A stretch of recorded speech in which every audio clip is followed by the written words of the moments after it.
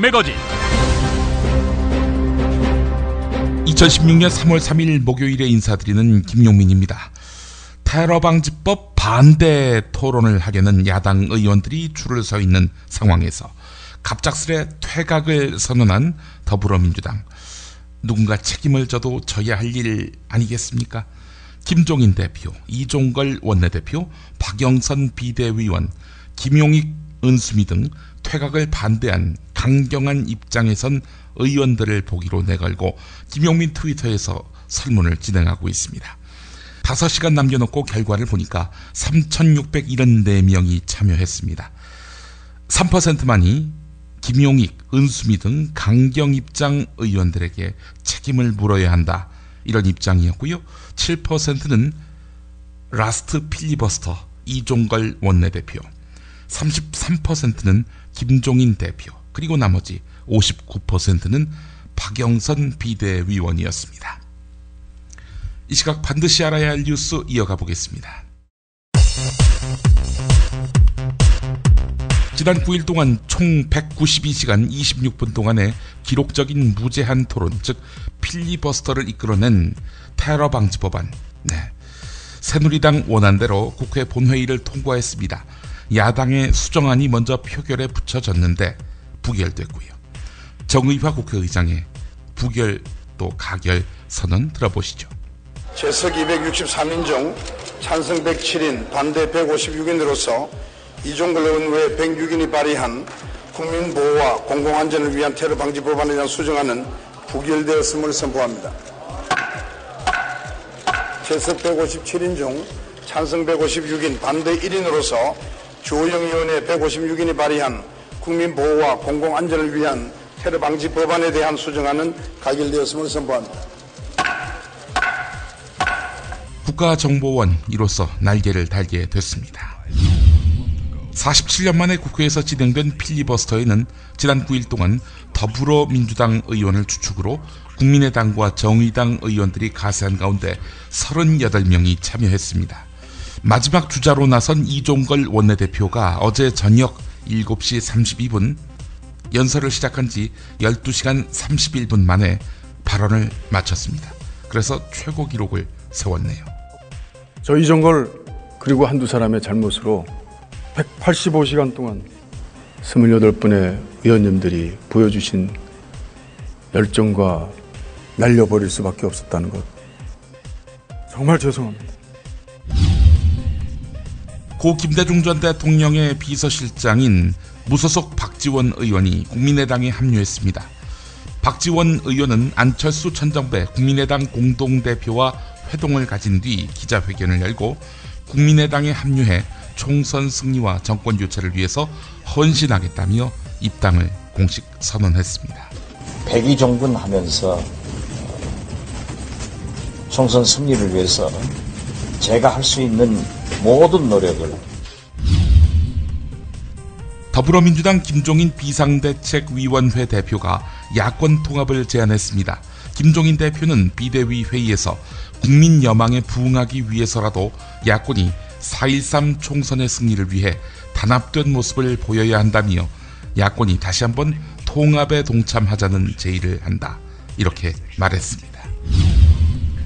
유엔 안전보장이사회가 북한의 4차 핵실험과 로켓 발사에 대응한 새 대북 제재 결의를 공식 채택했습니다. 북한이 1월 6일 4차 핵실험을 한 지 57일 만입니다. 국회에서도 북한 인권법이 가결됐습니다.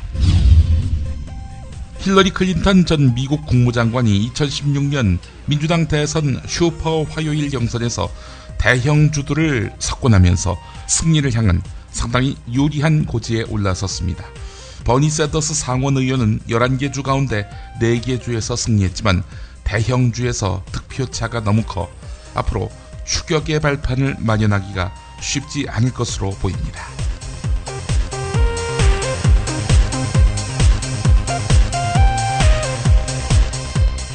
김용민의 뉴스 매거진 광고 듣고 오겠습니다. 안녕하세요. 조광래 중고차 대표 조광래입니다. 중고차 하면 조광래, 조광래 하면 중고차. 중고차를 믿고 거래할 수 있는 조광래 중고차입니다. 대표번호 1800-9538. 다시 한번 1800-9538. 오늘도 웃는 하루 보내세요. 고맙습니다.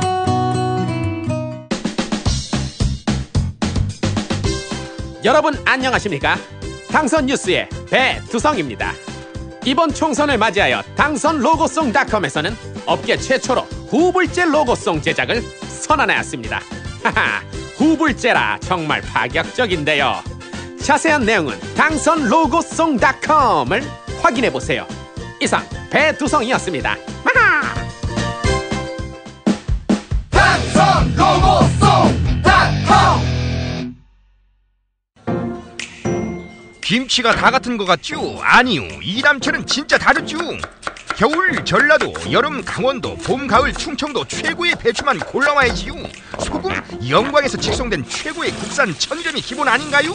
아, 고춧가루와 파, 마늘 괴산 영천에서 건강한 놈들만 가져와야 해요. 우와, 재료가 반이라고 하던데 역시 이담채네요. 그런데 어떻게 담가야 이담채 김치 맛이 나요? 아유, 이거 비밀인데 다시마에 표고버섯, 양파, 멸치를 넣고 우려낸 육수에다가 온갖 재료를 잘 버무리고 2달 동안 저온 숙성한 양념을 써야 해요. 근데 흉내내봐야 소용없어. 30년 연구한 레시피에 30년 김치만 만든 손맛을 따라갈 수 있겠슈? 이담채 김치. 안내와 주문은 검색창에 이담채를 입력하세요. 전화는 1544-4586 1544-4586. 조선의 딸로서 잘하는 죄밖에 없는데. 남북 통일 만세! 새날이 올 때까지 불리한 진술을 거부할 수 있습니다. 김무성 나와! 이나 민주주의를 알아, 이 새끼야!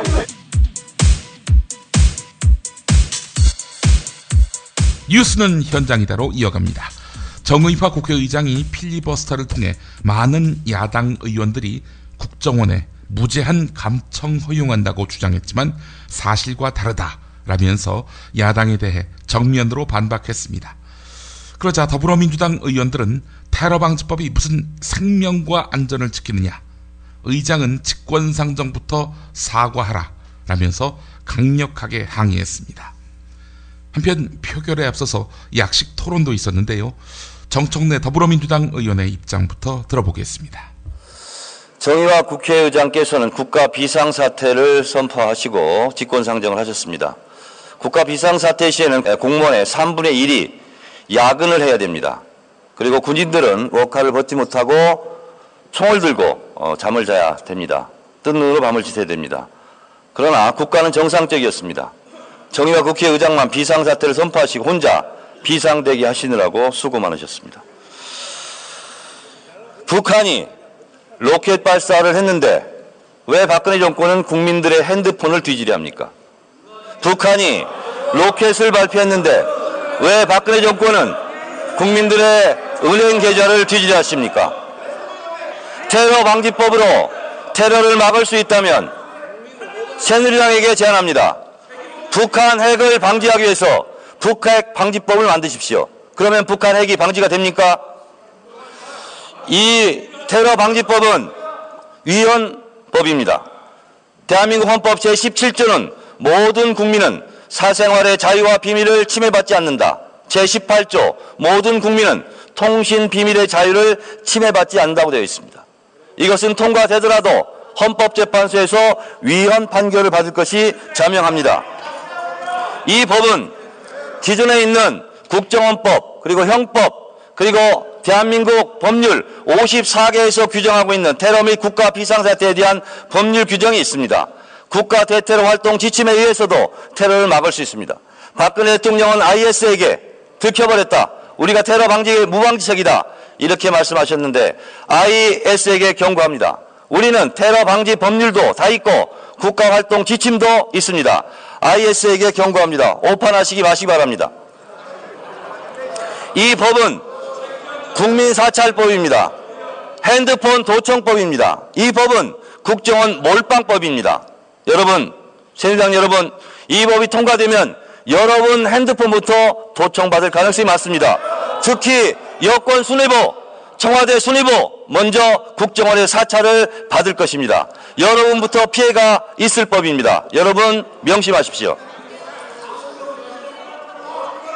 이 법은 기존에 있는 법으로도 충분히 가능한 것에 대해서 4가지를 더 달라고 합니다. 첫째, 법원의 영장 없이 핸드폰을 감청할 수 있고 법원의 영장 없이 국민들의 은행 계좌를 뒤질 수 있도록 해달라는 것.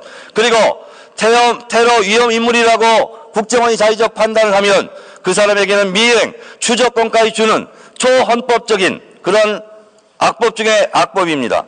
그리고 또한 국민들이 일반 게시판이나 SNS에 올리는 글과 그림에 대해서 테러 위험 인물이 있다고 국정원이 자의적으로 판단하면 그 게시물은 내리게 되어 있습니다. 국민에 대한 정부 비판권의 재갈을 물리고자 이런 무리한 법을 추진하다가 국민들의 심판을 면치 못할 것입니다. 이 법은 분명히 말씀드립니다.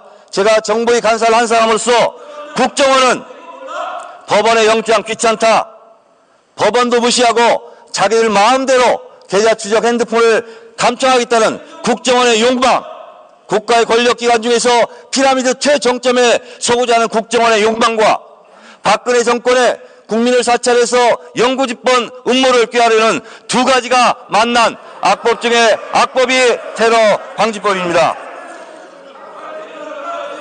좀 들으세요. 특히 이장우 의원 대전 출신이죠. 총선 때 심판받을 겁니다. 이런 식으로 하면 국민 여러분, 떠들면 이 법은 들을 수가 없습니다. 이 법은 마치 일자리가 감소하고 있다고 해서 일자리 창출을 위해서 일자리 감소 방지법을 만들자는 것과 똑같습니다. 일자리 감소 방지법을 만들면 일자리가 늘어납니까? 북핵 방지법을 만들면 북한 핵이 없습니까? 여러분, 솔직해지십시다. 양심에 호소합니다. 여러분, 이 법은 직접적으로 여권 수뇌부와 청와대 수뇌부부터 사찰을 받을 것입니다. 이미 이 법이 없어도 사이버 민간인 사찰을 통해서 네이버 밴드 카톡까지 다 사찰하고 있습니다. 여러분부터 피해자가 될 수 있습니다. 이번엔 같은 당 신경민 의원의 입장입니다. 저도 텔레그램으로 망명했습니다. 근데 텔레그램은 우리 카톡처럼 이 소프트웨어가 별로 좋지를 않더군요. 그래서 그냥 비밀이 아닌 건 카톡 씁니다. 그리고 정말로 중요한 거, 정말로 우리 보좌진이나 우리 의원들하고 정말로 중요한 건 죄송하지만 텔레그램을 씁니다. 이건 망명입니까? 망명이 아닙니까? 아니, 제 얘기입니다. 이거 가지고 왜 흥분하시죠? 왜 흥분하세요? 이상한 분들이 많네. 지난 9일 동안 우리가 문제를 삼은 현안은 많았습니다. 필리버스터, 의장의 직권상정 요건, 그리고 진짜 법안의 내용. 그런데 제일 문제로 삼았던 것은 국정원의 신뢰였습니다. 국정원을 과연 믿을 수 있느냐? 거기서 우리의 문제가 시작이 됩니다. 그리고 또 하나는 22일 밤에 국회에서 국회의장실에서 무슨 일이 일어났는지 저는 무척 궁금합니다. 왜 갑자기 직권상정이 됐는지 궁금했습니다. 그래서 그 얘기를 저도 했고 지난 9일 동안 많은 의원들이 했습니다. 자, 그런데 애들은 다 알아들었습니다. 우리 국민들은 다 알아들었습니다. 조금 전에도 젊은 20대 청년들과 저희들이 오후에 대화를 했는데 애들은 다 알아들었는데 유독 몇 사람만 못 알아들었습니다. 이쪽에 있는 분들, 그리고 뒤에 계신 분들, 이렇게 말귀가 어두운지 제가 잘 몰랐습니다. 국어를 그렇게 모르는지 잘 몰랐습니다. 법안의 내용에 대해서는 여러분들이 얘기를 했기 때문에 간단히 넘어가겠습니다. 2조에 보면 여러분이 낸 법, 이철호 의원이 낸 법 2조에 보면 의심이 가면 테러 용의자로 볼 수 있습니다. 9조에 보면 민간 정보라는 이름으로 볼 수 있는 정보를 다 볼 수 있습니다. 그리고 12조에 보면은 상징물도 볼 수 있습니다. 자, 이건 법이 아닙니다. 이건 법이라고 할 수 없습니다. 법의 요건에 최소한을 갖추지 못했습니다. 이건 위헌의 소지가 있습니다. 그리고 부칙이라는 이름으로 통비법과 금융관련법을 고칠 수 있도록 규정하고 있습니다. 이건 부칙이라는 이름으로 멀쩡한 법 2개를 작살낼 수 있게 지금 돼 있다는 얘기입니다. 이건 설사성사된다고 해도 위헌심사를 받아야 할 것으로 봅니다. 그런데 우리가 정말로 진지하게 문제 삼는 것은 국정원의 신뢰입니다. 개인이건 집단이건 조직이건 신뢰가 시작이고 끝입니다. 그런데 국정원 믿는 사람 거의 없죠? 국정원의 원우는 제가 보기에는 목적을 위해 아무 것이나 해도 좋다는 것입니다. 댓글 달고 비밀 까고 조작도 하고 발각돼도 모두 다 봐주겠다. 호화 유배시켜주겠다. 모두 승진시켜주겠다. 그리고 까부는 놈은 보복하겠다. 라는 것이 국정원의 원운이라는 것이 밝혀졌습니다. 이제 국정원은 한 손에 종북딱지, 다른 한 손에 테러딱지를 쥐고 바로 여러분들, 이쪽에 앉아있는 분들, 저쪽에 광화문에 앉아있는 분들, 이거 다 할 수 있습니다. 국정원이 갑자기 변할 리 없습니다. 지금 우리가 해야 될 것은 국정원의 개혁입니다. 그리고 우리가 내놓은 수정안만이 여러분의 잘못, 그리고 역사의 잘못을 고칠 수 있는 마지막 기회입니다. 여러분들의 현명한 그리고 말귀를 알아듣기를 앙망합니다. 김무성 대표와 박영선 비대위원은 지난 2월 29일 국회의원회관에서 열린 나라와 교회를 바로 세우기 위한 3당 대표 초청 국회 기도회에 참석했습니다. 박영선 비대위원은 차별금지법, 특히 동성애법은 자연과 하나님의 섭리에 어긋나는 법이다. 이런 법에 더불어민주당은 한기총의 모든 목사님들과 뜻을 같이 한다고 말했습니다. 한겨레 TV에서 촬영한 목소리 들어보겠습니다. 제가 배운 그리스도의 정신, 기독교의 정신은 첫째는 개혁이었고, 두 번째는 사랑이었고, 세 번째 기독교의 정신은 어려운 사람에 대한 배려와 관심이었다고 저는 그렇게 기억합니다. 오늘 이렇게 차별금지법, 동성애법, 인권관련법, 이거 저희 다 반대합니다. 누가 이거를 찬성하겠습니까? 그런데 때때로 세상은 저희의 마음을 잘 알아주지 않습니다. 마치 어떤 빌미를 잡아서 반대하는 것처럼 이렇게 굉장히 왜곡 전달, 그동안에 정말 왜곡 많이 전달이 됐거든요. 그래서 오늘 제가 이 자리를 빌어서 정말 이 말씀을 꼭 전하고 싶습니다. 특히 이 동성애법, 이것은 자연의 섭리와 하느님의 섭리를 어긋나게 하는 법입니다. 그래서 이런 법에 더불어민주당은 이 자리에 계신 이 한기총의 모든 목사님과 그 기독교 성도들과 정말로 뜻을 같이 합니다. 그런데 저희가 한 가지 더 말씀드릴 거는 마치 더불어민주당이 이것을 반대하는 것처럼 카톡에 이상한 유언비어들이 막 돌아다니고 있습니다. 카톡 홍보를 누가 하는지, 누가 그런 조직을 갖고 있는지 저희는 짐작은 하지만 공개적으로는 말씀드리지 못합니다.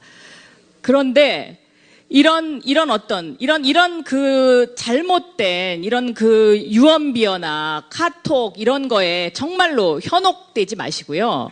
저희를 믿어주십시오. 그러면 저는 그것이 바로 단합된 대한민국이요. 이 자리에 계신 기독교 목사님들과 기독교 성도분 여러분들이 원하는 그러한 서로 화합하는 대한민국이 저는 될 수 있다고 생각합니다. 네, 그러겠습니다. 네, 저도 그러 찬성합니다. 네, 할렐루야. 자, 근데 이 행사는요, 빤스 목사로 알려진 전광훈 목사가 이끄는 대한민국 바로 세우기 국민운동본부가 주관했는데요. 전광훈 목사, 예전에 내 앞에서 팬티를 벗어야 진정한 성도라고 주장하는 등 상식밖의 발언으로 논란의 중심에 섰던 인물입니다. 박영선 비대위원을 방금 들으신 대로 야당 대표감이라고 추켜 세웠지요. 김무성 대표에 대해서는 뭐라고 이야기했을까? 국가를 이끌 지도자감이라고 추켜 세웠습니다. 김무성 대표가 대통령감, 박영선 비대위원은 야당 대표감. 이런 말일까요? CBS 노컷뉴스가 촬영한 당시 발언 들어보겠습니다. 어떻게 대한민국을 끌어갈 능력 있는 분으로 보이십니까? 세상에 정강훈 죽일 놈 인터넷 들어가 보세요. 바누스 목사 무슨 목사, 이게 전부 종북주의자 애들이 나를 공격합니다. 뭐 화나 우리 좋은 집에서 살자. 뭐 그럼요. 그러면 집 짓는 거 어디다 맡기지요? 목조주택 시공팀장들이 함께 만든 협동조합, 희망주택 건축협동조합이 있습니다. 맘 믿을 수 있겠나? 예, 정말 요즘 부실하게 집 짓는 사람들이 많아서. 좋은 품질, 튼튼한 주택. 이것은 희망주택 건축협동조합의 자존심입니다. 뭐 거기가 어디라고? 홈페이지 연락처 좀 알려줘봐요. 인터넷 홈페이지 hmcoop.co.kr 또는 전화 1800-8507입니다. 목조주택 시공 전문기업 희망주택 건축협동조합, 희망의 집을 짓겠습니다. 새싹당 콩차를 매일 아침 정말 간절히 마시면 전 우주가 나서서 도와줍니다. 당신을 진실한 사람으로 만들어드립니다. 새해 복 많이 받으시고 올해 달성해야 될 것은 이것이다 하는 정신을 차리고 전체를 다 마시면 그런 기운이 옵니다. 새싹당 콩차, 남자의 시간을 충전하세요. 전창걸닷컴으로 오세요. 070-8635-1288 070-8635-1288.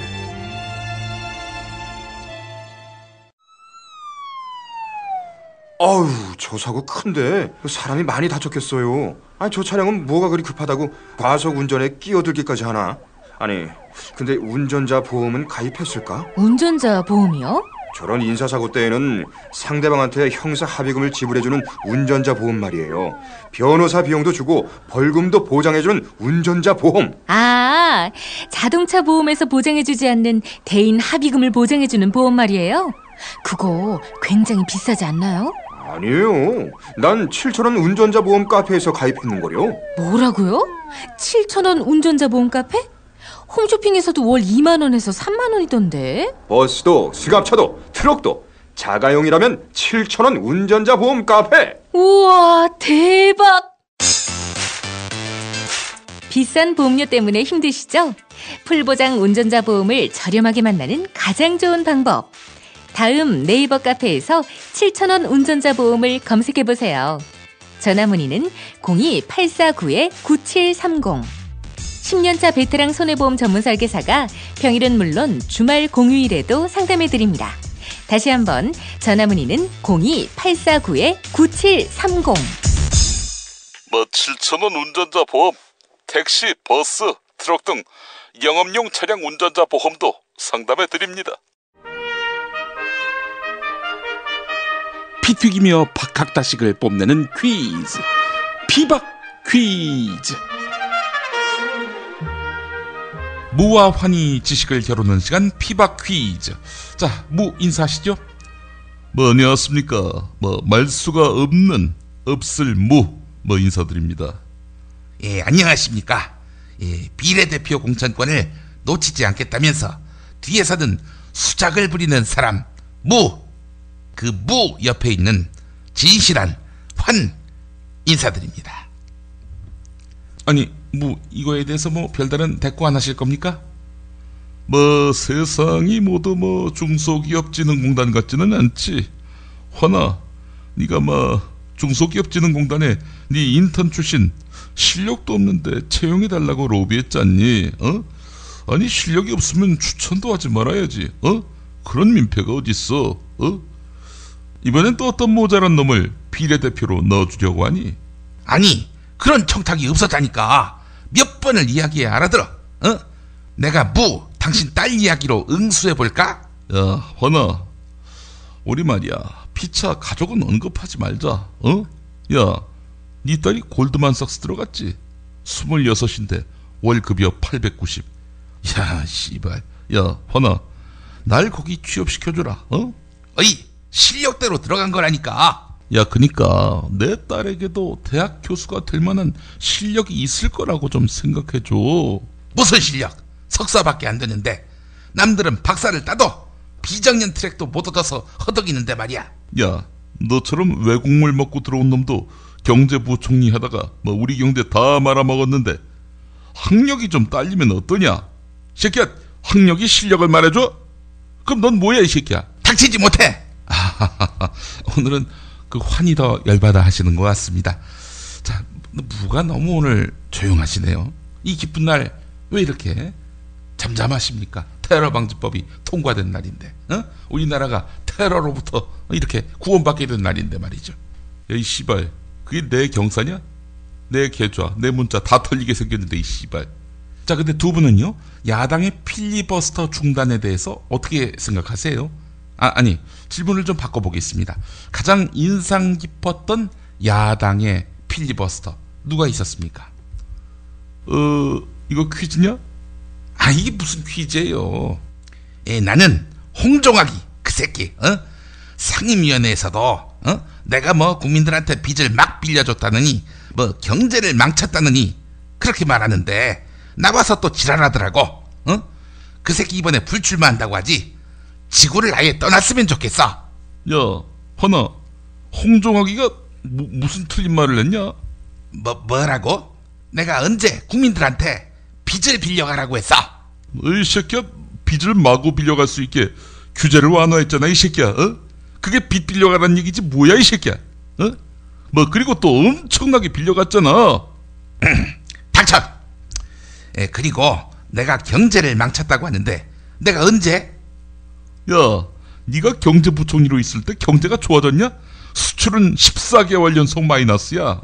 뭐 거기서 네가 경제부총리를 시기는 12개월. 새끼야, 1년이야 1년. 그니까 홍종학이 많이 맞다? 아니라고 박박 우기는 네가 더 애처롭다. 너 이 새끼 침박하지 말고 박박해라, 박박. 자, 그렇다면은 환은 누가 가장 인상적이었습니까? 예, 저는 어제 저녁까지 울면서 필리버스터 하던 이종걸 원내대표. 이종걸 원내대표요? 왜요? 원내대표로서 필리버스터 하자 이렇게 깃발을 들었고 그동안 쭉 이끌어 왔는데 입당한 지 불과 서너 주밖에 안 된 당대표가 그만두라 이렇게 말했을 때 체면이 다 깎이며 쪽은 있는 대로 팔며 그 뜻을 따르지 않았습니까? 이게 무슨 결제받는 회사원이지 원내대표라고 말할 수 있겠어요? 그런 이종거를 보면서 야, 이 새끼야, 그러니까 네가 하고 싶은 얘기가 뭐야, 이 새끼야? 어디라고 말할 수는 없지만 어떤 당의 대표는 자기보다도 정계에 입문한 걸로 봤을 때 후배인 사람들, 이 후배인 사람들 중에는 무려 대통령도 포함됐어요. 경력으로 보자면 왕고 중에 왕고지만 지금 당내에서는 동네 똥개 취급을 받고 있지 않습니까? 신세가 매우 고약한 거지요. 새끼야, 누굴 얘기하는 거냐니까, 이 새끼야. 입당한 지 서너 주 만에 소속 국회의원들로 하여금 자기 말에 벌벌기게 만드는 야당 대표가 이 사람은 얼마나 부러울까요? 자기는 가슴에 이름표를 달고 한참 후배인 이한구한테 가서 굽신굽신해야 하니 말이야. 이 씨발 새끼. 이제 그만하시고요. 자, 드디어 이제 퀴즈 문제를 드릴 차례가 왔습니다. 미국 경제 전문지 포브스는 2016년 세계 억만장자 리스트에서 1위에 마이크로소프트 공동 창업자인 빌 게이츠를 꼽았습니다. 자, 그렇다면 2위는 누구일까요? 네, 정답. 환 아시겠습니까? 내가 경제부총리였는데 그걸 몰라. 환희는 부자들은 참 많이 알아요. 가난한 사람들의 입장은 전혀 모르고. 뭐야? 자, 정답 말씀하시죠. 자, 2위는 누구일까요? 예, 패션 브랜드 자라의 창업자지요. 정답. 정답은 김재철. 전 MBC 사장 김재철 씨요? 왜 김재철입니까? 예, 그 사람 숙박왕 아닙니까? 이 호텔 저 모텔 드나들면서 집 놔두고. 그래서 자라. 그냥 이불 깔고 자라. 침대에서 자라. 그래서 자라를 만든 거 아닙니까? 이런 무식한 새끼. 자라의 목을 꼬시는 소리하고 있네 이 새끼. 야, 정답. 바로 정답 외치셨습니다. 자, 정답이 뭡니까? 정답 바로 가지. 스페인 사람이고 유행을 만들지 않고 유행을 따라간다, 이런 철학을 가진 이 사람. 네, 그러니까 정답은요? 조동원. 조동원이요? 새누리당 전략홍보본부장? 걔가 만든 광고 카피가 있지. 침대는 과학이다. 이 말은 곧 침대는 과학이니 이 과학 위에서 자라. 잠이나 자라. 뭐 이런 거 아니야? 침대는 과학이다, 그 말만 있는 건 아니지. 네 뒷자리에 붙은 거 까딱하다가는 한 방에 훅 간다. 바로 네 뒤에 붙은 거. 하여간 정답은 아닙니다. 조동원, 이 새끼한테 내가 한마디 하려고 일부러 그 새끼 이름을 댔어요. 동원아, 이 새끼야, 까불지 마라 이 새끼야. 너야말로 한 방에 훅 간다 이 새끼야. 너 이 새끼야, 내가 대통령이 되면 침대가 아니라 관짝이 과학이다, 뭐 이런 카피를 만들려고 해. 네 관을 짜줄까 한다, 이런 말이야 이 새끼야. 철로 만들려고 해, 네 관은. 일단 널 집어넣고 납땜을 하려고 해 이 새끼야. 어때? 푹 잘 수 있겠지? 관짝은 과학이니까. 아이고. 자, 오늘도 여러분이 맞춰주십시오. 정답 맞히시는 분께는 도서출판 원더박스에서 2016년 미국 대선 돌풍의 주역 버니 샌더스의 공식 자서전 버니 샌더스의 정치혁명을 청취자 사은품으로 드립니다. 버니 샌더스가 대선 고지에서 주춤하고 있죠. 하지만 그가 꿈꾸고 있는 정치혁명, 언젠가 우리가 달성해야 할 미래상일 수도 있지 않겠습니까? 이 책 여러분들 많이 사랑해 주시기 바랍니다. 이 책을 받기 원하시는 분 반드시 정답과 사연, 이메일 주소 남겨주시기 바랍니다. 자, 어제 당첨자 소개하겠습니다. 어머니가 정답이었죠? 통탄의 시대님. 김용민 브리핑으로 하루를 시작하는 청년입니다. 필리버스터 중단으로 이제 무제한적인 감청이 시민들에게 적용된다 생각하니 화가 치솟습니다. 앞으로 시민들의 생활이 점점 더 나락으로 빠질 것 같습니다. 여기서 더 나빠지면 도대체 시민들은 어떻게 살아가야 할까요? 작년에 정태인 소장님께서 내년은 파시즘으로 가는 해가 될 것이다, 이렇게 예측하셨는데 정말 파시즘이 시작되고 있는 게 아닌지 의심스럽습니다. 다가오는 총선에서 모든 시민들이 반드시 투표해서 새누리당을 심판했으면 좋겠습니다, 라는 의견 주셨고요. 문딩이님 정답 어머니 맞히셨고요. 그런 것 듣지 말라고 지나가는 말로 하시는 어머니를 뒤로 하고 김용민 브리핑 열심히 듣고 있습니다. 열렬한 독립투사는 아니었지만 한 구절 한 구절 진실 앞에 서서 자신을 성찰했던 윤동주의 시는 정말 가슴을 파고듭니다. 샌더스의 책을 읽으면서 이 시대의 좁은 길을 걸어가는 저자의 목소리를 듣고 싶습니다, 라는 걸 주셨습니다. 박근혜 왜 저러지? 문재인, 김무성, 안철수는 또 왜 저러지? 뉴스로는 알 수 없는 진짜 정치 현장 이야기. 한겨레 정치팀 기자들이 취재 수첩을 낱낱이 공개합니다. 본격 정치관찰 팟캐스트. 언니가 보고 있다. 팟빵에서 언니를 검색하세요. 정치 한 건에서 시간입니다. 오늘은 돌아온 김원철 기자 만나보겠습니다. 한겨레 정치부 정치바의 품절남 김원철 기자님. 네, 안녕하세요. 예, 잘 다녀오셨습니까? 네, 잘 다녀왔습니다. 네, 너무나 많은 분들이 김원철 기자님을 찾지는 않더군요. 굳이 그런 말씀을. 예. 한겨레의 그 미남 연예인 김원철 기자의 안타까운 결혼 소식에 많은 분들이 좀 낙담하신 것 같기도 하고 말이죠. 예. 전혀 그렇지 않습니다. 난중에 돌아오셨습니다. 네, 그렇습니다. 예. 테러방지법 저지를 위해서 국회 본회의장에서 지난 2월 23일부터 진행되고 있는 필리버스터. 이종걸 더불어민주당 원내대표가 저희가 녹음하는 어제 저녁 6시 현재 계속 발언을 이어가고 있는데 글쎄요, 뭐 얘기 들어보니까 그 여당이 수정안을 받아들일 때까지 서 있겠다 이렇게 이야기하고 있는데 이건 뭐 그냥 레토릭이라고 봐야 됩니까? 뭐 그럴 가능성은 없고요. 예. 예, 그럴 가능성은 없고 지금 이제 마지막 날이니까 아마 본인이 그 최장시간 기록을 세우고 내려오겠다 이런 생각을 하고 있는 것 같아요. 오전 7시 1분부터 시작했거든요. 예. 그러면 지금 최장 기록이 그 정청래 의원의 11시간 몇 분이잖아요. 예. 그러니까 아마 한 12시간 정도를 채우고 내려오지 않을까 아하. 그렇게 예상하고 있습니다. 저녁 7시 정도가 이제 아마도 분수령이 될 것 같다 이렇게 봐야 되겠군요. 그렇죠. 예. 예. 아니 글쎄요. 뭐 여당 의원들도 다 그렇게 할 것이라고 본다면 이 쇼라고 봐야 됩니까? 이종걸 의원의 이런 장시간 발언이요. 그거를 뭐 어떻게 볼지는 이제 보시는 분들에 따라서 평가는 다를 것 같은데 예. 어쨌든 지금 빠져나간 모양새가 굉장히 이상해졌잖아요. 그렇죠. 예, 이상해진 상황에서 어쨌든 이 필리버스터를 주장했던 당사자로서 마지막까지 최선을 다하는 모습을 뭐 보이겠다 뭐 이렇게 봐줄 수도 있을 것 같고요. 예. 예, 뭐 여러 평가가 가능할 것 같습니다. 굳이 저렇게 끝내는 마당에 예. 본인이 혼자 기록을 깨는 것에 집착하는 거 아니냐 이렇게 또 보는 시각도 있고요. 예. 예, 그 올라갈 때 본인은 이제 쓰러질 때까지 버티다 오겠다 이런 예. 말을 남겼다고 하는데 쓰러지지 않으면 어떤 출구 전략이 있을지 걱정스럽습니다. 사실 시작하자 한 사람도 이종걸 원내대표 아닙니까? 그렇죠. 예.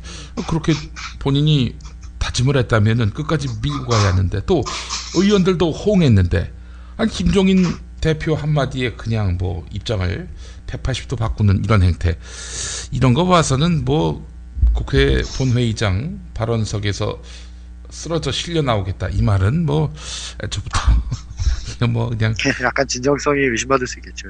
예. 예. 이번 일로 인해서 지지자들의 반발이 거세고요.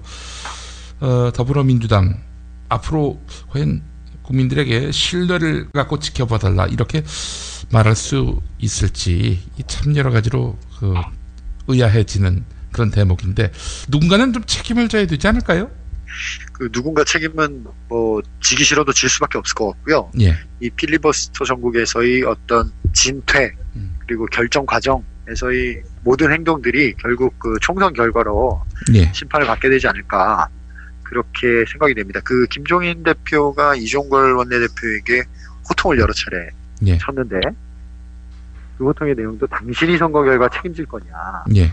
결국 선거 결과를 책임지는 사람은 본인이니까 예. 본인의 판단대로 하겠다 이런 의지를 보인 거거든요. 예. 그러니까 결국 선거 결과에 따라서 김종인 대표는 책임을 져야 될 거고요. 뭐 반대의 경우도 마찬가지일 것 같습니다. 예. 하여간 이종걸 원내대표 이 방송이 업데이트되는 시점이 다음날 새벽이거든요. 녹음하는 예. 시점으로 봤을 때 뭐 그때도 계속 발언을 한다. 그러면은 제가 이종걸 대표에게 사과를 해야 되겠네요. 자, 그런데 뭐 우리 예상대로 7시 전으로 내려온다. 아무래도 저희가 부업을 좀 해야 될 것 같습니다. 돗자리를 깔아야 될 것 같아요. 예. 그렇죠. 항상 예. 예측대로 움직이는 이종걸 대표일지 이번만은 뭔가 의외성을 보여줄지 한번 좀 지켜봐야 될 것 같고요. 자, 지금 하여간 지지층들의 비판, 반발이 거센 상황에서 김종인 더불어민주당 대표가 야권 통합을 제안했어요. 이거는 어떤 의미가 있다고 봐야 될까요? 여러 가지 포석이 있을 것 같은데요. 지금 조금 뜬금없게 느껴지는 부분도 있거든요. 예. 지금 한참 필리버스터 전국이 한참 진행 중이었는데 물론 뭐 어제를 기점으로 종료하기로 했지만 예. 그 어떤 국면 전환용이라고 일단 보이고요. 예. 예. 그리고 사실 물리적으로 너무 시간이 없기도 하고요. 지금쯤 얘기가 시작되긴 해야 되는데 그 더불어민주당에서의 기존의 기조는 자기들 내부 숙제를 먼저 해야 된다. 내부 숙제를 하기 위해서 어떤 좀 걸러낼 사람들을 걸러내고 내부 기강을 다 잡고 공천 절차를 어느 정도 마무리하고 그런 다음에 경제 심판론이라는 기조를 선명히 세운 뒤에 야권연대 얘기를 해야 된다. 이런 플랜을 처음엔 가지고 있었는데 아무래도 이 필리버스터 전국이 9일 정도 이어지면서 그런 시간표가 좀 흐트러진 측면도 있는 것 같고요. 예. 그리고 전국 전환의 포석도 있는 것 같습니다. 그래요. 근데 야권 통합을 제안만 한다고 될 일도 아니고 말이죠. 손바닥도 마주쳐야 소리가 나는 거 아니겠습니까? 이 뭐 물론 국민의당에서는 매우 부정적인 반응을 보였겠죠? 국민의당 지도부는 지금 의견이 좀 엇갈리고요. 예. 일단 안철수 공동대표는 뭐 예상하다시피 부정적 반응입니다. 예. 의도가 의심스럽다. 예. 이런 입장이고 안 대표 쪽에 있는 분들도 이것은 적점 분열을 염두에 둔 거 아니냐 이런 식의 말씀을 하고 있고요. 예.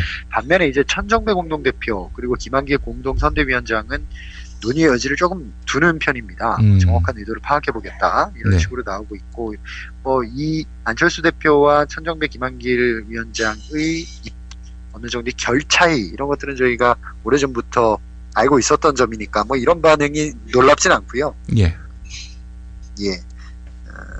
아마 앞으로 국민의당 내부에서 이제 더불어민주당이 던진 야권 통합에 대한 이슈를 가지고 갑론을박이 굉장히 많이 벌어질 것 같습니다. 민변 출신이고 상당히 스마트한 또 그러면서 김원철 기자만은 못하지만은 상당히 이 호감이 있는 마스크의 송호창 의원. 아니 어떻게 국민의당으로 갑니까? 지금 간다는 보도들이 계속 나오고 있죠. 예. 나오고 있는데 참 이거 정치인으로서는 정말 최악의 수가 아닐까. 예. 모두가 아시다시피 최악의 수가 아닐까 싶고요. 처음에 이제 안철수 의원이 탈당했을 때 뭐 당연히 1순위로 갈 거라고 생각했는데 가지 않았잖아요. 그렇죠. 예, 가지 않았는데 지금 공천 배제까지 당했으니까 예. 이 타이밍에 다시 간다는 것은 그래 갔다가 다시 야권 통합이 되면 어떻게 되는 거죠? 아주 가장 우스운 모양새가 될 거예요. 원래 그 민주통합당으로 당선이 됐다가 그러다가 대선 앞두고 탈당해서 안철수 캠프로 갔다가 나중에 안철수 의원이 신당을 창당할 때 앞장섰다가 안철수 신당이 이 민주당과 합하면서 새정치민주연합이 됐을 때 이렇게 또 다시 합치고 그러다가 이번에 총선 컷오프를 계기로 다시 나갔다가 또 합쳐지면은 이거는 뭐 정치 낭인이라고 봐야 되겠죠? 그래서 판단을 잘 하셔야 될 것 같고요. 예. 뭐 저희가 남 걱정할 이유는 없을 것 같은데 예. 하여튼 모양새가 굉장히 우스워질 것 같습니다. 지금 예. 뭐 박지원 의원도 보도가 나오고 있고 예. 결론이 어떻게 나올지는 저기 뭐 정치상 워낙 가변적이니까 조금 더 지켜봐야 될 것 같습니다. 제가 박지원 의원이라면은 입당 안 할 것 같은데요. 저라도 입당 안 할 것 같습니다. 예, 아니 지금 뭐 사실 목포에서 당선이 유력한 상황에서 무소속으로서 몸값을 계속 올리는 게 낫지. 이건 뭐 사실 전망이 불투명한 국민의당에 들어가서 이 자신의 몸값을 떨어뜨릴 일은 없을 것 같은데 이제 국민의당은 그런데 박지원, 전정희, 송호창 이 세 사람 들어올 것이다.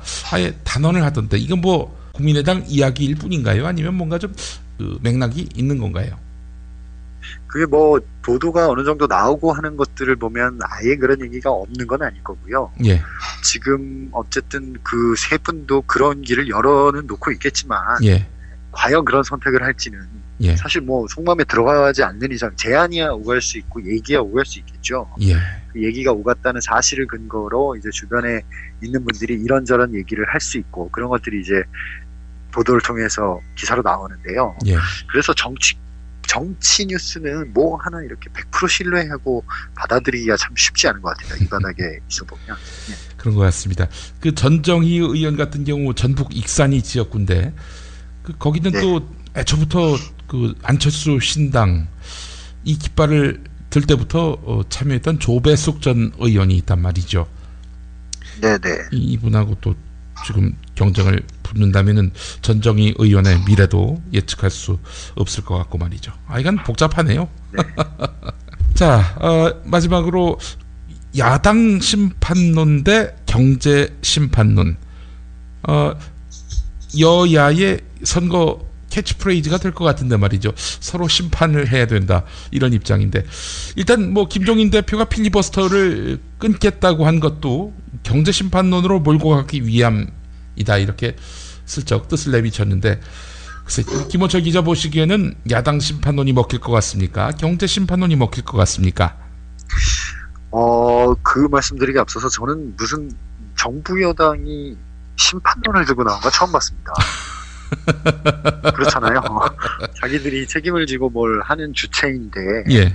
뭐 일을 잘하게 도와달라 뭐 이런 얘기를 하는 건 맞지만 믿어달라 도와달라 이런 얘기는 맞지만 야당 심판론이란 건 정말 해괴망측 정말 듣도 보도 못한 게다가 정권 말인데 예 그렇죠. 어쨌든 이 야당 심판론 뒤집어서 보면 우리가 일을 못했다는 거잖아요. 예.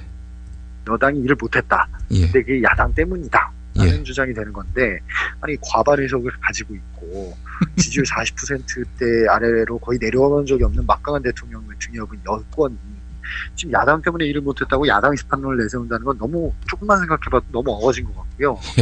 근데 과연 이런 것들이 먹힐지 저는 굉장히 의심스러운데 일단 새누리당은 이런 전략을 계속 구사하고 있고 예. 그 박근혜 대통령도 몇 달 전부터 계속 국회 심판론을 얘기했었잖아요. 3.1절 경축사에서도 야당 심판론을 제기했어요. 그렇죠. 예.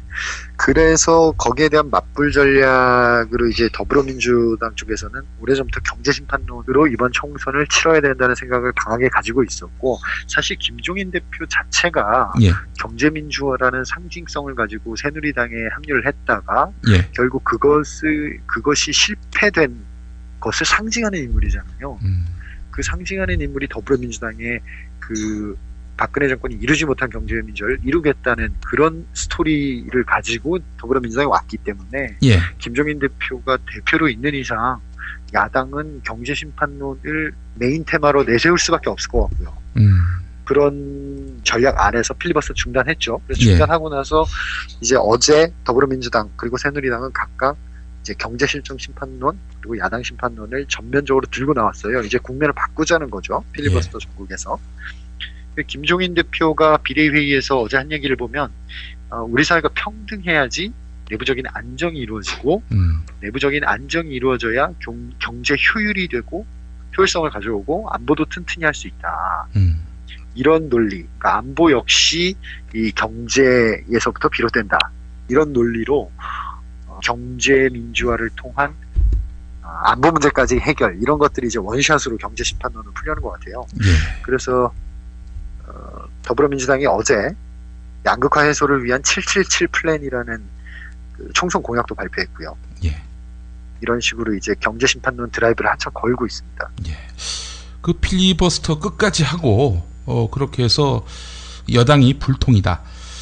그리고 테러방지법이 상당히 음험한 의도가 있다. 이런 것들을 최대한 노출한 다음 그 다음에 경제심판론을 들고 나와도 될 텐데 왜 이 국면에서 여당만 좋게 갑자기 필리버스터를 중단하는지 그렇게 해서 주도권을 내려놓는지 도무지 이해할 수가 없습니다. 그 필리버스터를 중단할 수는 있는데 그 방식 자체가 굉장히 좀 지지자들의 뒤통수를 치는 방식이었다고 저는 보이거든요. 예. 어차피 이게 3월 10일까지 끌더라도 뭐 바로 또 회기가 열리면 통과가 될 수밖에 없는 운명이잖아요. 그렇죠. 테러방지법이라는 게 그렇다면 어떤 지금 이 필리버스터라는 것은 테러방지법의 부당함을 알리고 말씀하신 대로 여권의 불통을 알리는 굉장히 효과적인 투쟁의 수단이 되는 건데 그런 것들을 선택했다가 다시 내려놓는 과정 자체가 너무 아마추어적이지 않나. 그런 점에서 지지자들이 굉장히 실망하고 필리버스터를 빨리 끝내야 할 뭐 시급한 무언가가 있었던 건지 그런 거는 또 설명하기 힘들었다고 판단한 건지. 예, 공개적으로는 그런 얘기를 하죠. 그 선관위에서 3월 4일까지 선거구 획정안이 통과되지 않으면 물리적으로 4월 13일에 총선을 치를 수 없다. 이렇게 얘기를 했기 때문에 자기들로서는 어쩔 수 없었다. 뭐 이런 식으로 얘기는 하고 있습니다. 솔직히 그 걱정은 여당이 해야 되는 거 아닙니까? 그러니까요. 그 야당이 이렇게 국정 운영의 책임자인 것처럼 그렇게. 그러고 보면 야당 심판론이 많네요. 국정을 책임지고 있으니까. 예, 여당 같은 야당, 야당 같은 여당, 뭔가 조화를 이루는 것 같기도 하고 말이죠. 예.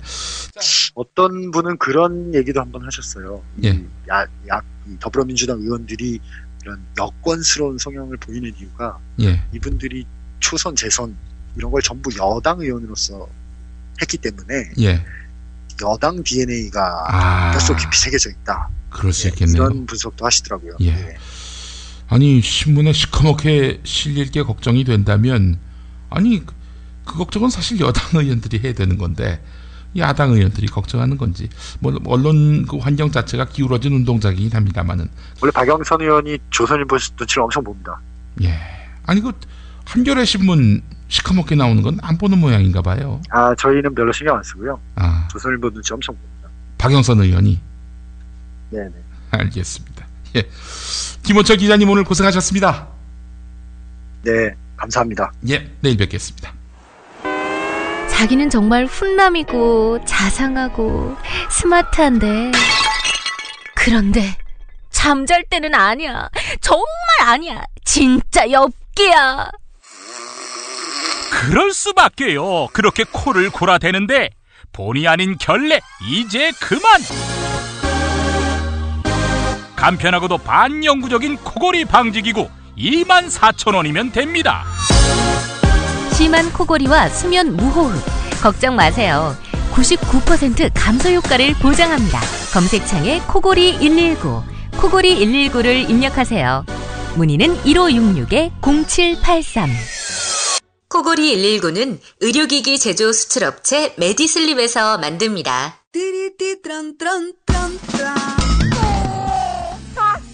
스마트폰, 물통, 무료지, 아이패드, 패스트푸드 음식. 승용차니 지저분해요. 이게 섞이지 않도록 몽땅 넣을 수 있는 멀티 포켓 어때요? 한 손으로 스마트폰 보면 팔이 아파요. 목에 거는 스마트폰 거치대 이거면 고민 끝. 우와, 아이디어 장렬. 어디서 살 수 있어요? 즐거운 아이디어, 재미있는 쇼핑몰 재미월드요. 스마트폰, 텔레비전, 냉장고 이런 건 안 팔아도 가려운 곳 긁어주듯 빛나고 즐거운 아이디어 상품이 365일 파격 세일 중이랍니다. 거기가 어디라고요? 재미월드입니다. 구글, 네이버 다음에서 재미월드를 입력하세요. 공화국 참치 논평. 구이동 대양 참치를 맛보지 못한 국민 여러분은 진정한 참치 맛을 보기 위한 강도 높은 중대 조치를 취했을 계획을 표명하시고 곧장 구이동으로 달려오시기 바란다. 참치에 대한 체질적인 거부감과 적개심을 노골적으로 드러내는 분도 구이동 대양 참치에 오시면 추호도 용납할 수 없는 포악무도한 폭식 행위를 자행할 것이다. 구이동 대양참치. 월요일 참치데이 이벤트, 화요일 참치머리 서비스로 함께합니다. 주차장 걱정 마시고요. 대중교통은 서울 지하철 2호선 구의역 2번 출구에서 5분 거리입니다. 대양참치 구의점 02-455-8087.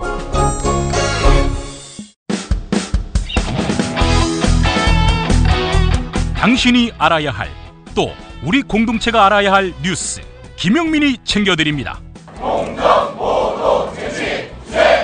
지금은 제1부 뉴스 매거진과 함께하고 계십니다. 경제의 속살 들여다보겠습니다. 오늘도 민중의 소리 이완배 기자와 함께합니다. 이완배 기자님. 네, 안녕하십니까. 예, 박용만 두산 회장이 2선으로 물러납니까? 네. 박용만 회장 하면은 SNS에서 소통을 활발히 하는, 그래도 기존의 그렇죠. 재벌 회장보다는 좀 전향적인 자세를 갖고 있는 사람 아니냐, 이렇게 누리꾼들에게 여러 가지로 또 이미지 메이킹을 했던 사람 아닙니까? 네, 그렇게 잘못 알려진 분입니다. 잘못 알려진 거군요. 네, 그 사람의 미래다 이제 뭐 카피를 만드신 분인데요. 네. 굉장히 나름대로 젊은 경영인 코스프레를 많이 하셨는데, 네. 최근 이제 두산 인프라코 해직하고 신입사원들까지도 자른해 만회하는 걸 보면 전혀 사람이 미래인 분은 아닌 거죠. 이제 드러난 사실만으로는요. 근데 지금 네. 젊잖아요, 박용만 회장. 네, 아직 젊죠. 근데 벌써 물려줘요. 그러니까 이게 어떻게 되는 거냐면, 예. 두산그룹이라는 곳이요, 예. 경영권을 굉장히 독특하게 이양을 합니다. 그러니까 그 2세, 그러니까 3세들이죠. 그 박용만 그 회장의 형제들도 예. 장남이 제일 먼저 한 20년 정도 경영을 하고, 예. 그 다음에 차남이 또 한 10년 경영을 하고, 삼남이 또 뭐 한 5년 경영을 하고, 사남이 또 한 10년 경영을 하고, 이렇게 이게 가풍으로 형제들끼리 딱딱 나눠 가지는 게 정해져 있습니다. 그래서 이제 3세 시대가 끝이 나고, 이제부터는 4세 시대로 넘긴다라는 가족의 합의 아래 3세의 마지막이었던 박용만 회장이 물러나고 4세, 그러니까 3세가의 장남 박용건 명예회장이 맏아들이죠. 박정원 회장이 어제부로 이제 새로 그룹 회장에 취임을 하게 된 겁니다. 그래서 이제 이 그 그룹은 참 독특하죠. 그래서 형제들끼리 그렇게 딱딱 나눠 먹다가 뭐 예전에 2005년인가요? 그 형제의 난도 한번 벌어지고요. 별의별 일이 많이 벌어지는 회사인데, 어쨌든 지금 그 박정원 회장이 처음으로 취임을 하면서 재벌가로는 처음으로 4세 경영인이 이제 등장을 한 겁니다. 그래서 자기들끼리는 굉장히 의미를 부여하고 있는데요. 사실은 그 기억을 하실지 모르겠지만 제가 어제도 이 박정원이라는 분을 잠깐 소개를 했었습니다. 예. 영역비리 때문에요. 그래서 박정원 회장은 뭐 나름대로 저희가 부여한 명예에 의하면 김용민 브리핑 역사상 이틀 연속으로 처음으로 등장하시는 재벌이 되시는 겁니다. 이분이 그 어제도 이제 제가 잠깐 소개를 드렸는데요. 예. 1962년생입니다. 그리고 알려지기로는 싱가포르 국적 영주권을 취득을 해서 병역이 면제되는 걸로 알고 있습니다. 그래서 그렇게 알려져 있는데, 예. 제가 오늘 확인을 위해서 이제 기사도 지금 써놓은 상태거든요. 그래서 확인을 위해서 두산그룹한테 물어봤더니 확인을 해서 알려주겠다 이렇게 얘기를 하고 오후 6시 20분 현재까지 아직도 전화가 없습니다. 그래서 혹시 나중에 반론이 들어오면 예. 제가 다시 한번 소개를 해드리도록 하겠습니다. 예. 제가 이분 이야기를 이제 왜 그 이틀 연속으로 드리냐면요, 이분의 국적 문제 때문입니다. 그래서 아까 말씀드렸듯이 알려지기로는 싱가포르 영주권을 받아서 병역을 면제받았다는 거고요. 또 한 가지는 이건 이제 확인된 사실인데요. 2004년에 이 박정원 회장이 그 싱가포르의 두산 상사라는 그 회사의 사장으로 재직을 할 때 싱가포르 현지 법인의 등기이사로 등록을 하거든요. 예.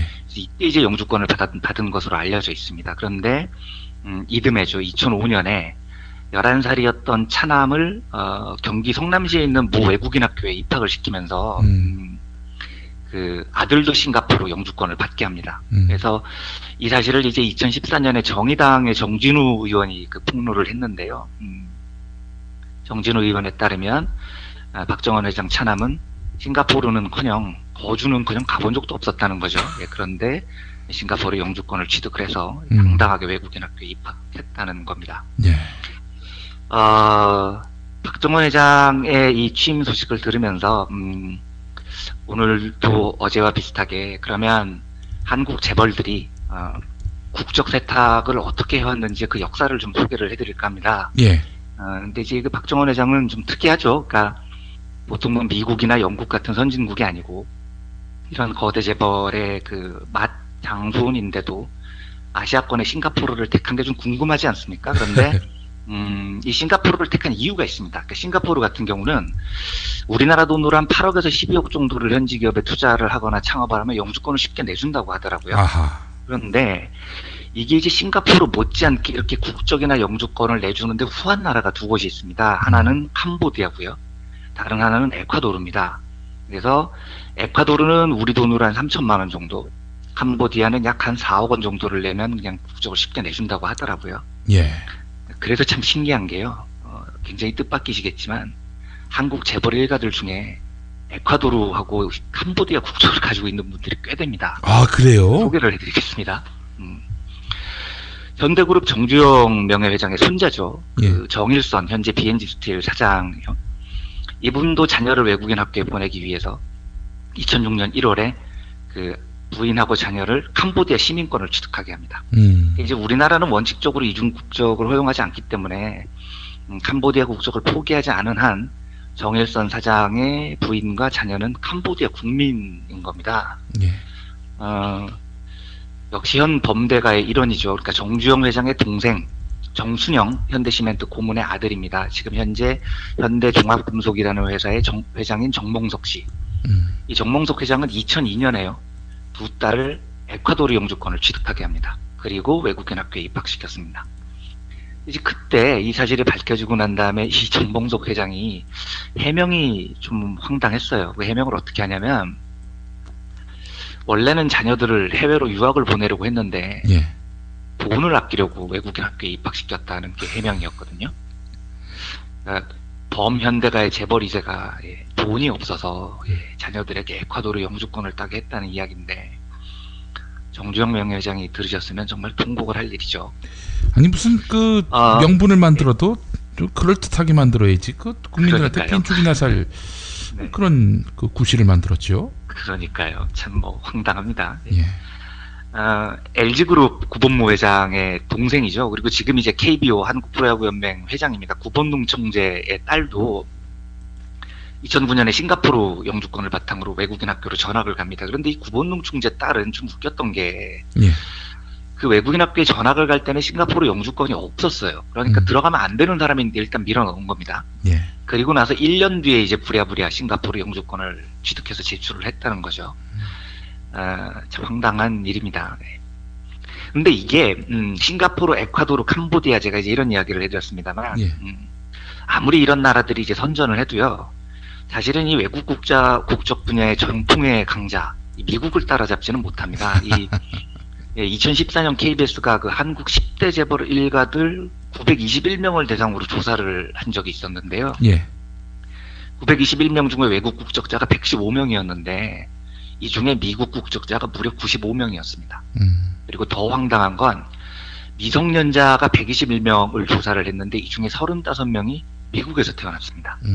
그러니까 한국의 재벌들은 4세, 3세 이렇게 내려가면 각별한 자녀 사랑 덕인지는 몰라도 적어도 내 자손들은 헬조선 국민이 아니고 천조국 국민으로 살아가도록 이제 만들어 놓은 거죠. CJ 이재현 회장의 누나가 이미경 CJ그룹 부회장입니다. 이분 미국 국적 소유자입니다.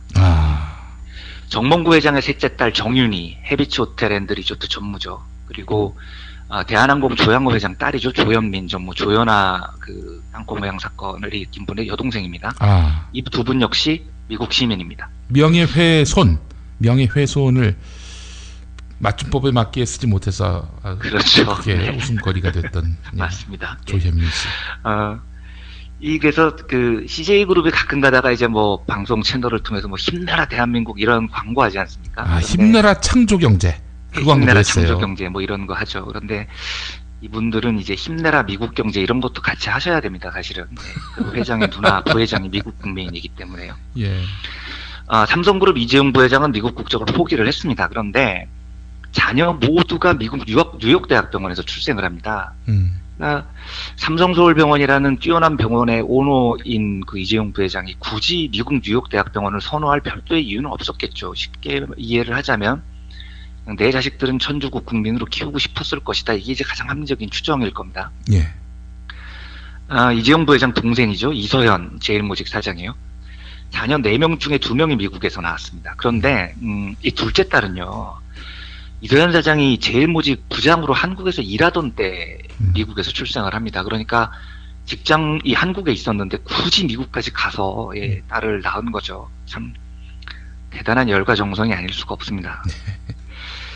LG그룹 구본무 회장 장남이요. 구강몽호 상무라고 있는데요. 제가 알기로는 그 양자인 걸로 알고 있는데요. 예. 이분하고 또 큰딸 구연경 씨 자녀를 전부 미국에서 출산했습니다. 그래서 구본무 회장 손자와 손녀 4명은 모두 미국인입니다. 예. 제가 이제 이걸 취재를 하면서 속으로 궁금한 게, 그 구본무 회장도 설날에는 가족들이 모일 텐데, 그 미국 손자들이 세배는 제대로 하는지 참 궁금해지더라고요. 그 세뱃돈은 달러로 줄까요? 그러니까 세뱃돈은 달러로. 그리고 혹시 손자들은 세배를 안 하고 하이 뭐 이럴 수도 있겠죠. 네. 롯데그룹 일가 국적은 대부분 일본하고 관련이 돼 있죠. 그래서 지금 경영권 분쟁으로 굉장히 바쁘신 롯데가의 2세들 신동주, 신동빈 형제 모두 과거에 일본 국적으로 병역을 면제받았습니다. 지금은 다시 이제 한국 국적을 취득한 걸로 알고 있는데요.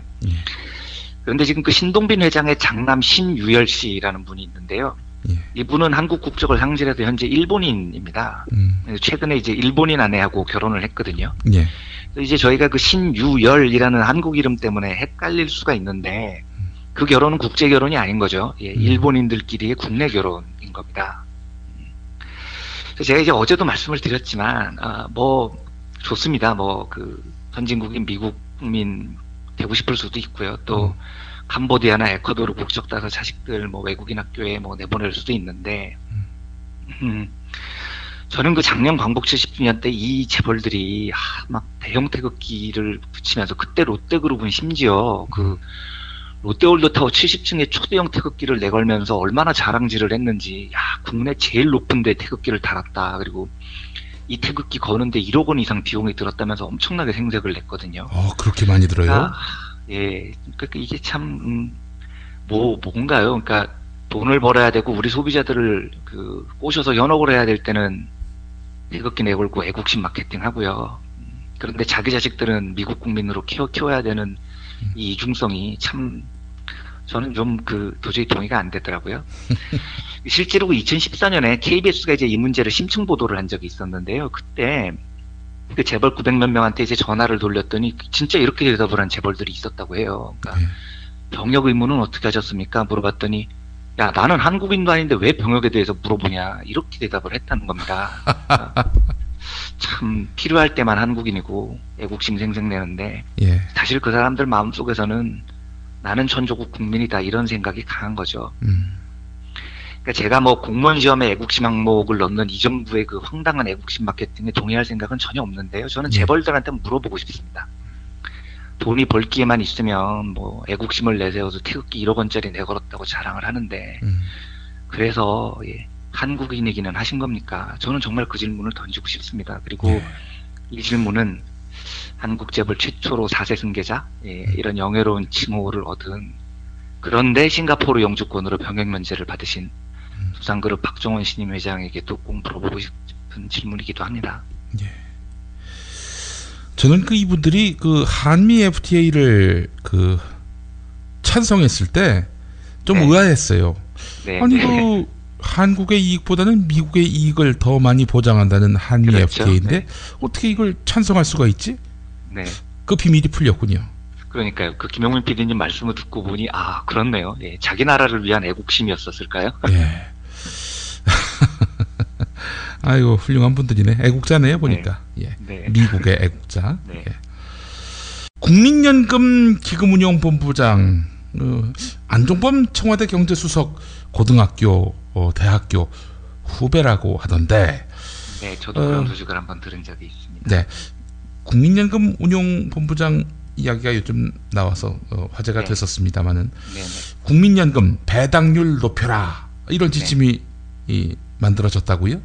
어제요. 그러니까 국민연금기금 운용위원회라는 게 열렸습니다. 그래서 이제 국민연금이 이 운영위원회를 열고 앞으로 올해는 더더욱 재벌, 그러니까 대기업들에게 배당을 높일 것을 적극적으로 요구를 하겠다, 이런 방침을 밝혔더라고요. 제가 이 국민연금 이야기를 하면 제가 가급적이면 최선을 다하겠습니다. 차분하게 말씀을 드리도록요. 그런데 제가 국민연금 이야기만 하면 약간 꼭지가 돌아서 조금 이렇게 이 분노 게이지가 상승을 하는데요. 이제 배당률을 높이라는 건 수익률을 높이겠다는 거죠. 그런데 지금 우리나라 국민연금이요.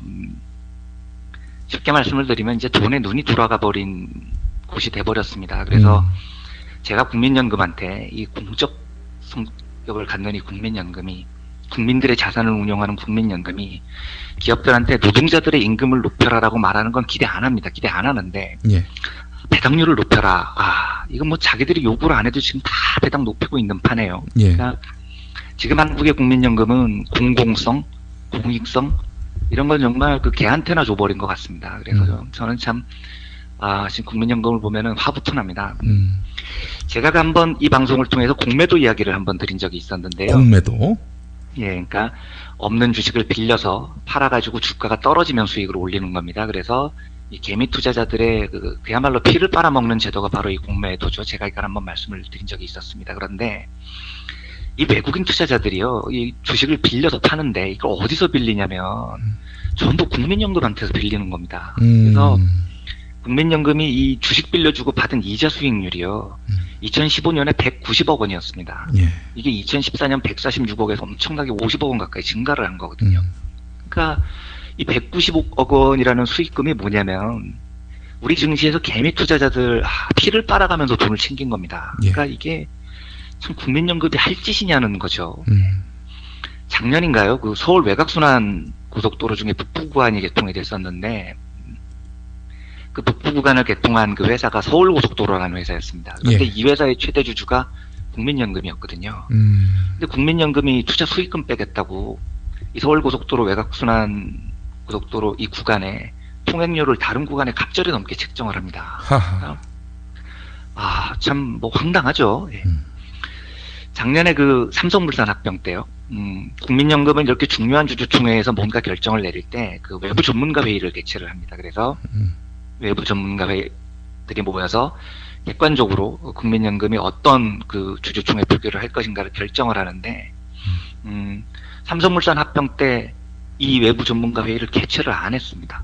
그 외부 전문가들이 반대하자고 할까봐 전문가 회의 개최 안 하고 그냥 무작정 삼성물산 통합에 찬성을 합니다.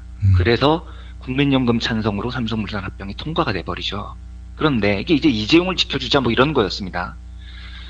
그런데 그 몇 달 뒤에 홈플러스가 그 MBK 파트너스라는 헤지펀드한테 인수가 되거든요. 근데 그 국민연금이 1조 원을 이 헤지펀드인 MBK 파트너스에 투자를 해서 홈플러스 인수 전에 공동 승자가 됩니다. 그때 홈플러스 노동자들이요. 정말 눈물이 날 정도로 싸웠습니다. 헤지펀드가 홈플러스를 인수를 했다는 이야기는 구조조정이 곧 시작된다는 얘기고 헤지펀드라는 곳은 결국은 이 회사의 가격을 높여서 나중에 비싸게 팔아서 먹고 튀는 존재들인데 그 홈플러스 노동자들 2만 5천 명의 생계가 간당간당해지니까 노동자들이 얼마나 처참하게 싸웠겠습니까? 그렇죠? 그런데 이 헤지펀드 옆에 붙어서 2대 주주로 MBK 파트너스 이 옆에 붙어서 국민연금이 1조 원을 투자를 한다. 그리고 홈플러스 노동자들을 사지에 몰아넣는다.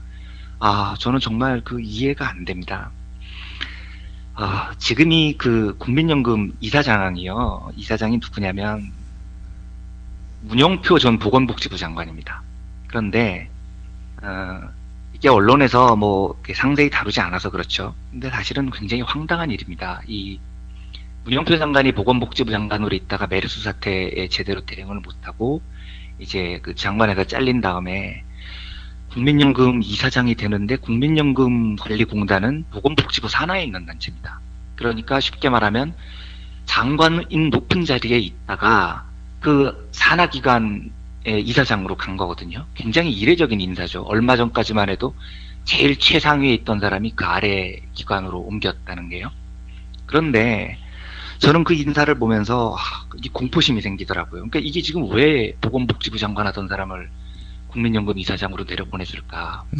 지금 보건복지부 장관이 정진엽 장관인데 전임 장관한테다 대고 아무리 자기 산하기관 이사장이지만 전임 장관인데 뭐라고 함부로 할 수 없을 가능성이 저는 굉장히 높아 보이거든요.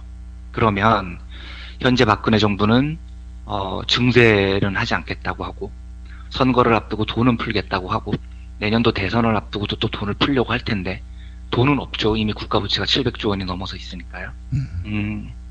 국민연금 가지고 장난을 칠까봐 저는 정말 공포심이 느껴집니다.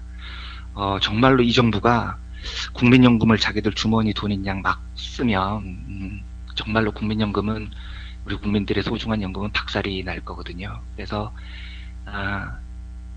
우리 국민들이 또 이 방송을 들으시는 청취자분들을 비롯해서 우리 국민들이 박근혜 정부가 이미 이제 공적 공공성 이런 개념은 달나라에 가버린 이 국민연금을 박근혜 정부가 오남용하지 않을까 정말 두 눈을 부릅뜨고 앞으로 잘 감시를 해야 될 것 같다는 그런 공포심 같은 생각이 좀 듭니다.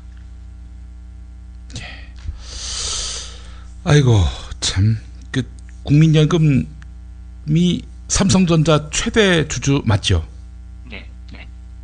모든 대기업의 대충 최대 주주입니다. 포스코의 최대 주주이기도 하고요. 아이고 이거 뭐 사회주의 그 계획경제 체제 같은데요? 네. 모든 사기업에 국유합니까?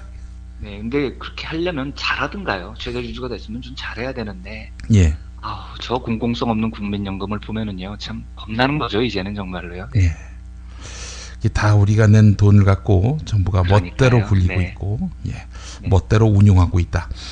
이걸 돈을 내는 사람들이 좀 자각하고 문제인식을 가져야 할 텐데. 네. 그런 생각도 들고 말이죠. 그리고 김용민 PD님 죄송하지만 마치기 전에 예.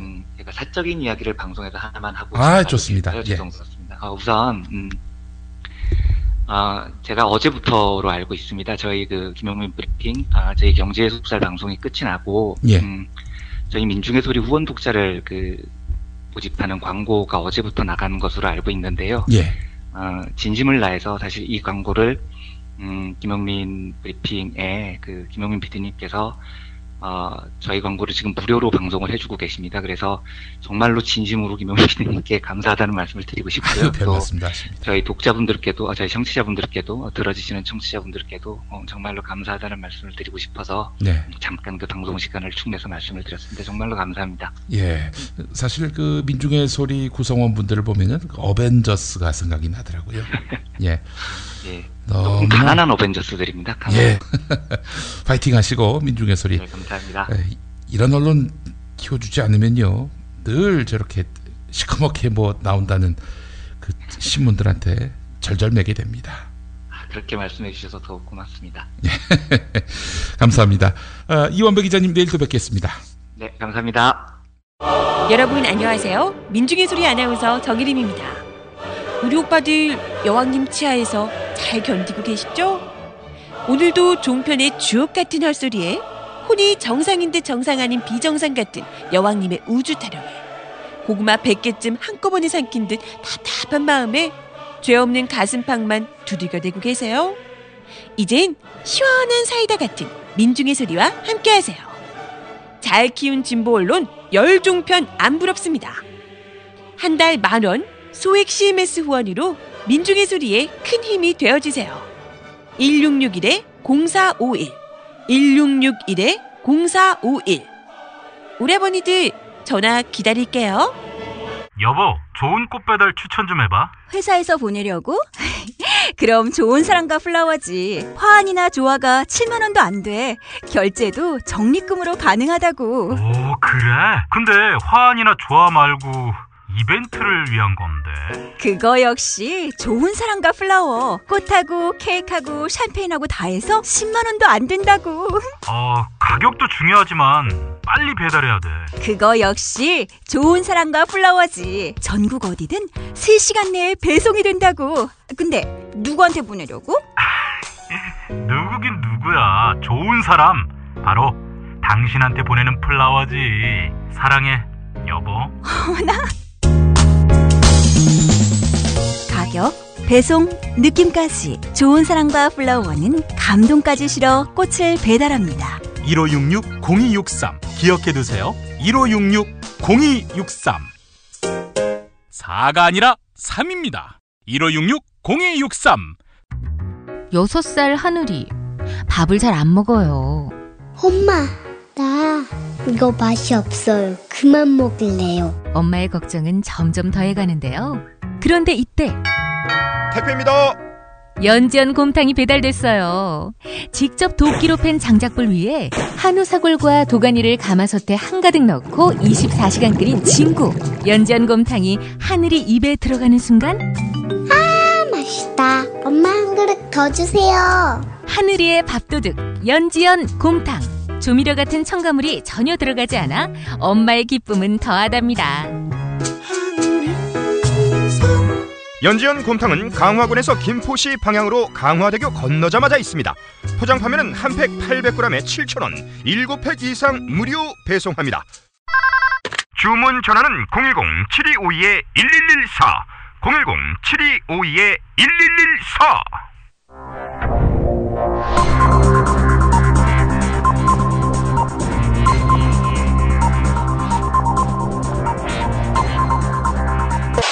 공화국 논평. 테러방지법은 축약된 이름일 뿐 실은 박근혜 동지 심기 테러방지법인 이 법의 통과에 대해 박근혜 동지께 온 결의와 인민의 옥동자가 탄생했다는 아낌없는 축하와 경의의 뜻을 표하는 바이다. 이제 법이 천신만고 끝에 통과된 만큼 이 사회에 남한 통일은 대박인 시대를 열기 위해 아직도 생존하는 종북 좌파에 대해 실제적이며 강도 높은 국가적 중대 조치를 취했을 계획을 표명하시고 국가정보원에게 구체적인 공격 방향과 비난 방침을 제시하실 차례다. 경애하는 박근혜 동지가 단호한 결심을 하면 시간은 좀 걸릴지언정 반드시 뜻대로 이루는 나라가 됐으니 아버지 시대를 폄훼하고 비방하는 세력을 이제 가장 강력한 응징의 수단으로 섬멸하는 일만 남게 되었다. 이제 국정원은 박동지에 대해 책임적인 거부감과 적개심을 노골적으로 드러내는 추호도 용납할 수 없는 토악무도한 공격 행위를 서슴지 않는 자들이 어떤 야동을 다운받고 어떤 경이적인 퇴폐성 카톡 대화를 즐기는지, 또 어느 여관 어느 모텔 취향인지 마음대로 뜻대로 24시간 365일 탈탈 털어 보고해야 할 것이다. 물론 전부터도 시키면 했었지만 이제는 합법이니 뭐가 없어서 못하겠습니다, 뭐가 무서워서 못하겠습니다 라는 소리는 절대 허용될 수 없는 변명임을 분명히 알아야 할 것이다. 그러나 이것은 전부가 아니다. 더는 국회 선진화법 때문에, 더는 헌법 때문에 박동지가 신모 원력 끝에 달성하고자 하는 뜻을 이루지 못해온 영구 집권 프로젝트를 적극 추진해야 할 것이다. 따라서 다가오는 총선 핵심 목표는 올해 달성해야 할 것은 이것이다 하는 것을 정신만 차리고 나가면 우리의 에너지를 분산시키는 걸 해낼 수 있다는 마음을 가져야 할 것이다. 이로써 박동지가 어떤 무서운 힘을 떨치며 박씨왕조 역사를 창조하는 것을 똑똑히 보게 될 것이다.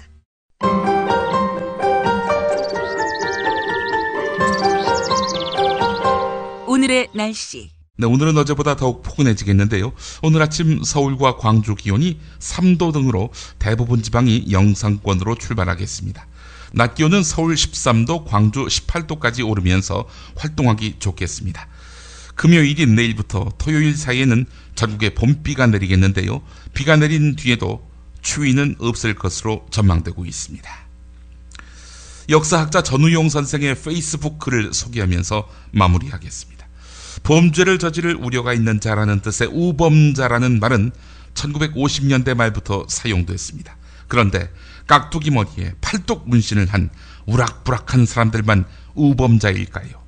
가끔 엘리베이터에서 눈인사를 나누는 이웃집 남자도, 때때로 현관배를 누르는 택배사원도, 철가방을 들고 오는 배달의 기수도 다 우범자입니다. 저 자신도 누군가에는 분명 우범자로 보일 것입니다. 의심할 여지가 있기에 의심한다지만 그 의심할 여지를 제멋대로 넓혔다 좁혔다 하는 건 분명 의심하는 주체입니다.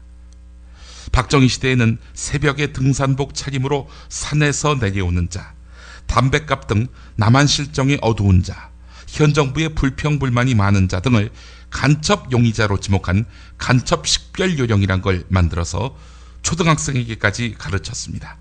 테러방지법이 원안대로 통과되면 학교 게시판이나 아파트 엘리베이터 안에 테러우범자 식별 요령 같은 게 나붙을지도 모릅니다.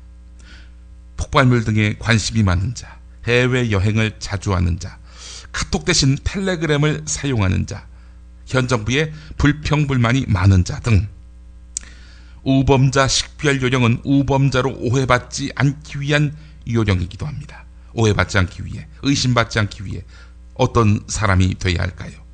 의심의 눈초리에서 벗어나기 위해 애쓰며 자기 일상을 구성해 나가는 사람들이 모인 나라는 어떤 나라일까요? 불의에 저항할 줄 모르고 그저 자기가 억울한 누명을 쓰지 않는 것에만 감사하는 무기력하고 썩어빠진 인민이 무기력하고 썩어빠진 나라를 만들었다. 20세기 초 르신이 자기 나라 국민을 두고 했단 말입니다.